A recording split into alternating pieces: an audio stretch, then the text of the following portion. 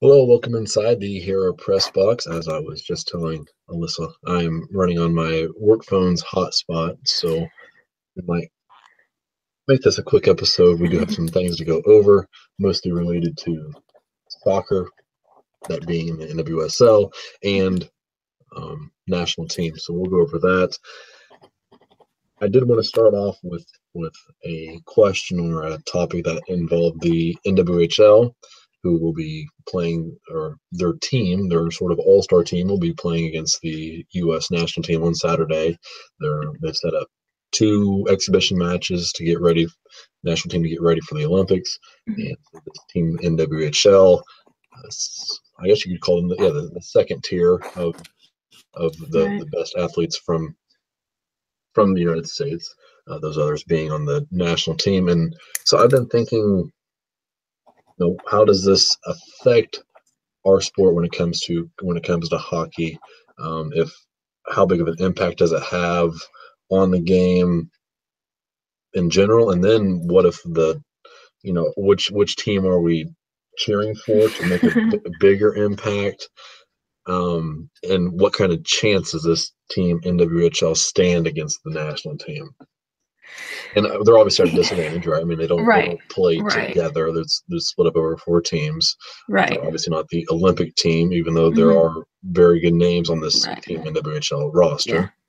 Yeah. I would say I agree with all of that. Their chances, my assumption are slim. Or I don't know if I hope if their chances are slim, just because I expect Team USA to put on a dominant performance, but I think that Team NWHL will still put obviously their best foot forward, and like you said, that there's great names, there's great players on that team. So hopefully it's gonna be good. As far as the impact goes,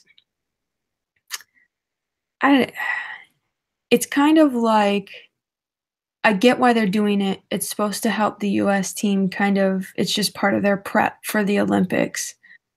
But it's kind of like the all-star game of the MLS, and I know I'm bringing up men's soccer, but they take a team from it's usually Europe or overseas and bring them here, then they pile together the best of MLS. And I guess I just don't get that. I'd rather see it within the same league. And I don't think it's necessarily I don't it's cool to have happen, but I don't think that it's gonna be anything too significant. Because it's not like the US is playing a country. Right. I think it will be a bigger impact for the NWHL than it will be for Team USA. Yeah, I would agree with that. Yeah. And I guess I would be hoping for, if it's like a 4-2 score, Yeah. it's not Yeah. that bad, or I'm 3-1. yeah. That's what I didn't wanna say that I hope that the US scores a bunch of goals just because I think Team NWHL is gonna be just fine in what they're doing, great players, but there's the hope that the US will kinda shut that down. Because if not I, I mean, because if we're and you're comparing worried? Is that what you're saying? yes. Oh, yeah, I'm already worried because they haven't fared too well with Canada, and assuming that that's gonna be a final or a semifinal of Canada versus US. And I am going to go with the assumption and I guess full knowledge in my mind that Team Canada is better than Team NWHL. So if US can't beat Team NWHL, then they're going to have a little bit of trouble. I did mention that the jerseys after this game should be up for auction. Hmm. I remember seeing a report about that. So, Yeah. and Jenny Ryan and Courtney Burke, the Hmm. Badgers. Yep. There's three Badgers on the team, but those two, I might try to snag me a Jenny Ryan Yeah, that'd be cool. in the WHL jersey. Uh-huh. We'll see what prices those are going for. I'm sort of hoping those aren't as pricey as what the Yeah. NWSL jerseys go for. But speaking of the NWSL, big trade today. Hmm. To recap that real quickly, three-team deal. Ali Long going to Seattle. the rights to Caitlin Ford and a 2020 draft pick are going to the Portland Thorns. And Emily Stott, is it Emily? Emily Stott and Katie Johnson going to Sky Blue FC. Any reaction to that? Obviously, Long, a big name. Obviously, Ford, a big name who is not currently in the league. Yeah, she's in the W League. As far as this trade goes, I guess I'm not too surprised by it. I figured Long might be on the move, because she really didn't play a big role, at least in the second half of the season for Portland. I think she got maybe 5 minutes in the championship game. So I don't know if that system just didn't fit her. She's been a staple on the U.S. team. So it's either she's got the wrong coach in Portland, or she just wasn't performing well enough there. So it's not really surprising that she was moved. Not surprised by the whole trade at all, I guess. I think Caitlin Ford is going to be a great player. She's already a very good player, but I think she's going to be great. And hopefully, given Seattle has the rights to her, let's hope that they sign, Portland has the rights to her. Let's hope that they sign her, because they are going to need players, because as of right now, I think it's 9 players under contract is what they have. 23 years old, Caitlin Ford, Rebecca Stott. I'll correct myself. Rebecca Stott is what her first name is. And Katie Johnson, who 2 years ago for USC in the College Cup National Championship had a tremendous performance. Basically, got the Trojans to that game and kept them in competition throughout the tournament.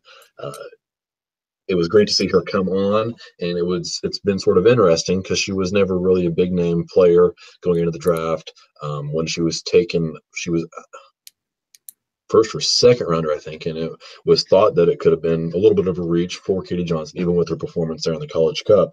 But later in the year of last year, we start to see her come on. So her being on a new team, we'll see how she adjusts there with Stott, who's also moving to Sky Blue FC with her.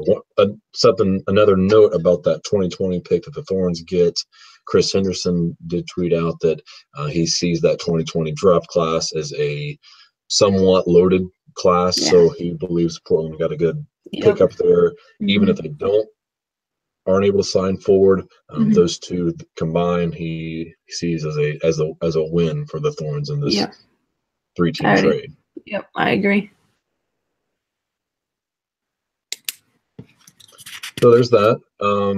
Let's see, other NWSL. We are going to hopefully have our mock drafts ready by Sunday. I asked you to put together a first round mock draft, so already nose in the books on that to get your draft ready, and then I'll try to put together a 4-round mock draft, going through rosters and team needs and players. My opinion, there's this is including Andy Sullivan, who is not yet declared. I'm thinking there are 7 locks for first round pick, and then the rest are just kind of up in the air. So well, we got Quinn to get on board, so hopefully Andy gets on board. Yeah, Rebecca Quinn, her name now on the eligible player list, as she has committed to the draft. Let's see, other things that you had wanted to talk about. Hope Solo being honored for her 200 caps. Yeah. Which is, U.S. Soccer has to do it. Take away all the off-field things and what she's said right after games and all this and that and the controversy surrounding her, mostly off the field. It's a thing that I think U.S. Soccer has to do. It's why they've won gold medals. It's why they're World Cup champions. She's a big part of that. And to not honor her for that, I think would be a mistake on their part. So it's just going to be that'll be in the friendly. Yeah, that will be January 21st, I think, is when we play Denmark. Yeah, it's going to be for that game.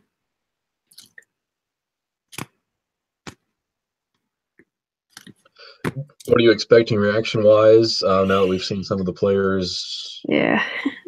sort of speak out, maybe speak out? We're not Right. 100% sure if they were directed Indirectly. towards Solo. Yeah, that was one thing that I thought of. It would be interesting to see the reactions of the players. I know that Carly Lloyd is good friends with her, or at least from her Hope's past comments, they are. Mhm. So I'm sure she's going to be very happy. I don't think anybody else on that team is going to be running up to her and giving her a hug for the accomplishment, but maybe some high fives. I don't think the crowd is going to boo. They're not going to boo. She was essentially forced out, so I don't think that there would be any sort of negative reaction that you're going to be able to hear. There's Forced going to out, be but she opened the door for herself. right. So what?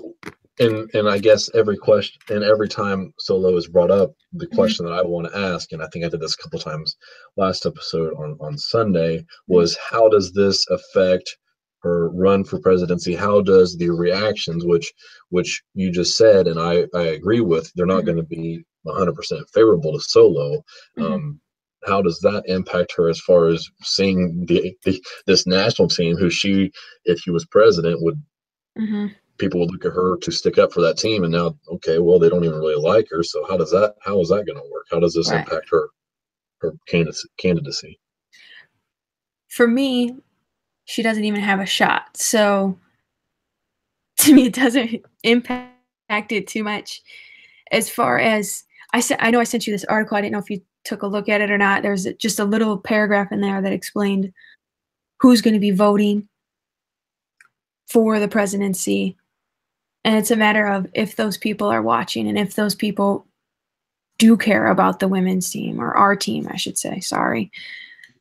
If they care, then they're going to look at each individual candidate and address this side of soccer with them. If they don't care, then it's pretty much well known that the U.S. Soccer Federation just really doesn't care about our side, in my mind. So I don't know. I don't think it's going to have any sort of impact on her candidacy, just because I don't think she has a shot. I think she maybe deserves a vote because I think her ideas are correct, and I wish someone would be on board with those ideas. NWSL, just having that female in that role who's going to stick up, and we know she's going to stick up for the NWSL. We know she's going to be sticking up for our national team. And with the other candidates, you're just not sure. You're not. We haven't been given any sort of information that proves that, you know what, they're here to make sure that this isn't another folded league. We've been given no reassurance that they're going to keep U.S. Soccer at the top of the ladder. No one's come out and said that, which isn't necessarily a priority when it comes to everything that's on the table. Obviously, pay for play is a big thing that's on the table, and very rightly so. And with the men not qualifying for the World Cup, I think that that's taking a lot of the attention, and everyone's focused on that. So we just kind of take a back seat, per usual. Same thing sort of happening in another country. John Herdman has moved on to become the head coach of the men's national team in Canada. This comes months after he stepped down from the women's national team, where he was head coach there. Story reports were that he was stepping down because he felt that was a position that a female should have, a female coach above a female team. In hindsight, and I think I told you this over text, it was sort of a too good to be true story, and we probably praised him for a few minutes, even on this podcast, for doing that, for building that team up to a world contender, which right. I've been an advocate for that team for a year now, Much multiple longer than I years have. now. Yeah, and now to sort of pull the rug from underneath these girls that have a chance to win gold medals and to win world titles. Manner, it's there's a lot of shock and awe, I think, in the soccer world right now. And yeah, I think you're right. And from initial reaction from what I saw, it didn't seem like any of the players knew. And then kind of Sinclair had said something. Stephanie LeBay did an interview with, I think, the Toronto Sun Times. And it was saying, they both said that John had talked with them before they made the announcement, but that they were still in shock.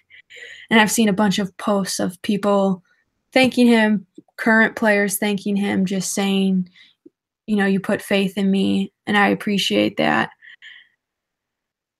And I'm trying to take it for what it is and not try to read below it, because if I were in their position, yes, I would thank him, but I would also be extremely upset. I'm extremely upset as a fan, let alone as someone who was on his team.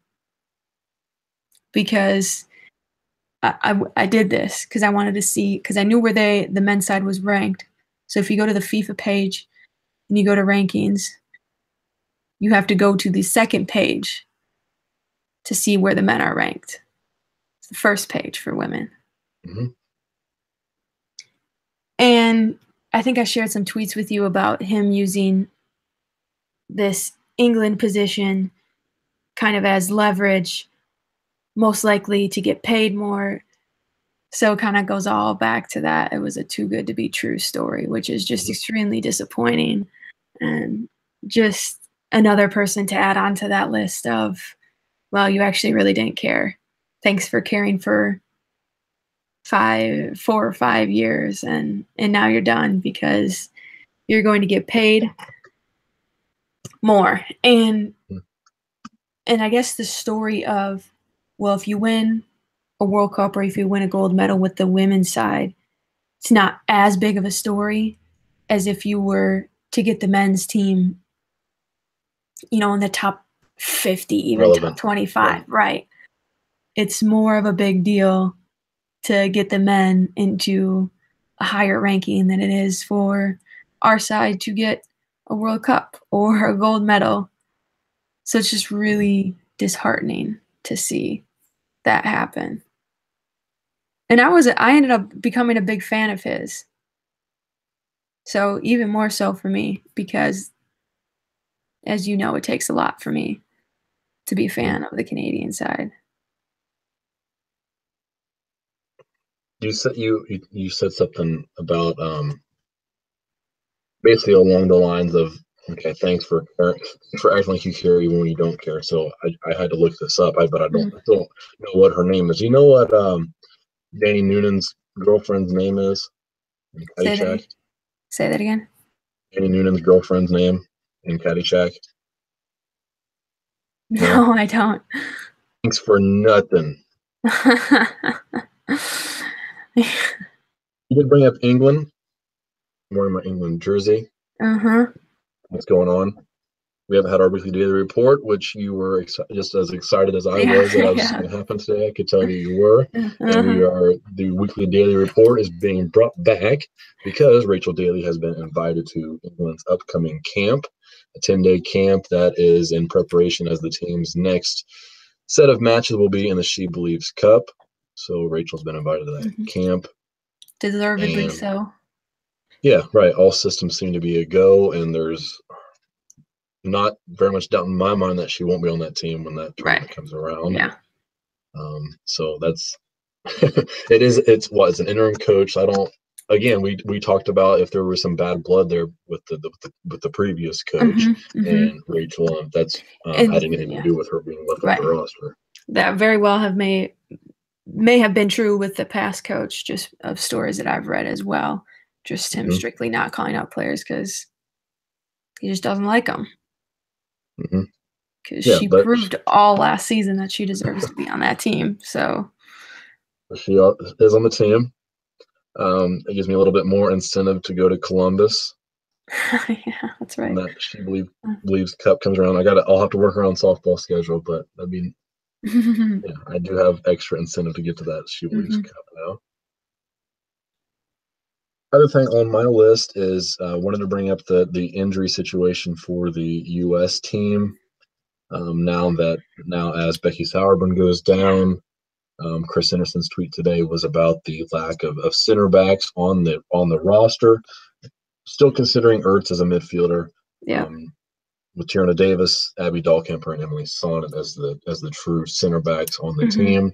hmm Dahlkemper's there, and Dahlkemper's a regular on the Right. national team. I consider as a mainstay back there. So hmm you either throw the younger and inexperienced Tierna Davis back there, and we sort of linger this a little bit longer as far as experimentation goes, Right. or Emily Sonnet, who both of us have talked about being impressed by over the Yeah. last year, but hmm that doesn't seem to get the minutes on the national team. Yeah. And it's kind of interesting to see her get called up now because she's playing in the W League, and I do believe her team is in the top 4 in the ladder. So you're taking her away from her team that is in the last 4 rounds, I think, 3 rounds left to go. So you're at a point in a very important point in your schedule, and they're taking her away, which I'm okay with because she's finally getting the call up that she deserved. But as far as overall injuries go, this is, to me, it's a little bit concerning because now we've got Rose Lavelle, who's been injured since pretty much the beginning of the NWSL season last year, right? Maybe a couple weeks in. Then we've got Mewis, who's been hurt since the beginning of November, and no one really knew what was going on. Happened with her. She got injured in the Canada game. And then I do believe there was another third player from last time we spoke. I don't remember who that was. But now I don't remember who that last player was. But Did you not say Tobin? yeah, Tobin. There we go. I don't know how I forgot her, but she's been out for. Did she play last year in the She Believes Cup? No. Okay, so probably around a year as well. Yeah. And now we've got Becky, and Mo is still hurt. So those are 4 players that have lingering injuries, if I'm doing math correctly. And now Becky's hurt, who is probably the most overplayed player. Not that she shouldn't be playing, but just one of those players that has gotten so many miles on her that give her a break. I don't know what's happened. I think I saw it was a foot injury. Not really sure if there was any sort of report past that. So that's definitely concerning, especially if those 5 players, those injuries linger still to the She Believes Cup, because now we're getting closer and closer, first off, to the NWSL season. Then we've got NWSL season, and then there's qualifying rounds for the World Cup for next year. So we may be in qualifying rounds, or we may be playing games with not our national team that's going to be going to the World Cup, and I'm just not a fan of that. Because if it wasn't noticed last year with this whole experiment, there was no chemistry whatsoever. And I think that's been a huge problem for the U.S. since Abby has left, since Lauren Holiday has left, is that chemistry aspect. I agree. Well said. That was it that I had for my topics. Is there anything else you wanted to talk about? No, just or just quick, like, I guess, just round 11, if I can find it, for the W League is coming up. It starts, well, I guess, tomorrow morning for us, but today for those who live in Australia. got some key matchups going on. Only 2 of these matches are on Oz.com, and the 2 that are not are probably the 2 that are most important to the standings in the ladder. So we've got Newcastle and Adelaide tomorrow morning, Melbourne Victory versus Melbourne City on Saturday, Canberra United versus Western Sydney on Saturday as well, and Perth Glory versus Sydney FC on Sunday.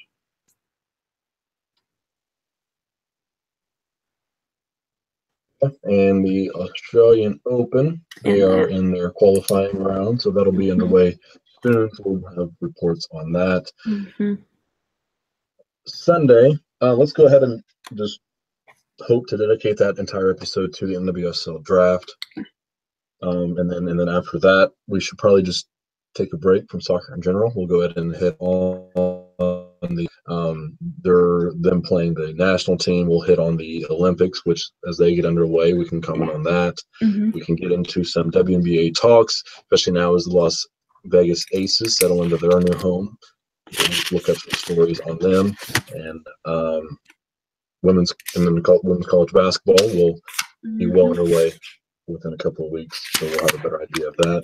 And maybe you want to switch a few teams out. I was going to say right now you have first pick, so reevaluate. Okay. So yeah, be thinking of that. You have first pick next time we do switch, so we can take care of that. Yes. So let's as far as Thursday, the draft starts. I saw 10 Eastern. I thought I saw 11 Eastern. The last episode, I said that it was at 10 o'clock our time. I thought that's what it was. It's streaming over.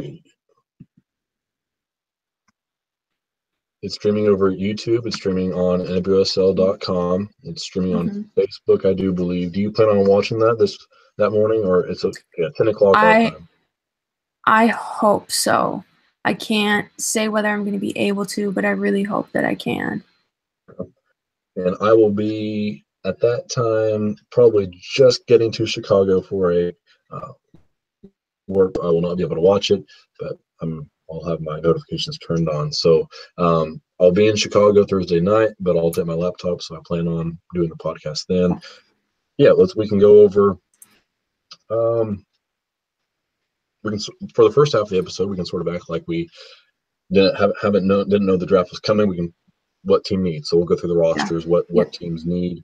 We'll go through our mock drafts and then sort of say who the best of the rookie classes are going to be, given a few players who we expect a lot out of next year, maybe a rookie of the year contender or two, and then just comments in general on the draft, what you think about it or what could improve, maybe what that time slot or this location, pros and cons of those things there for the draft.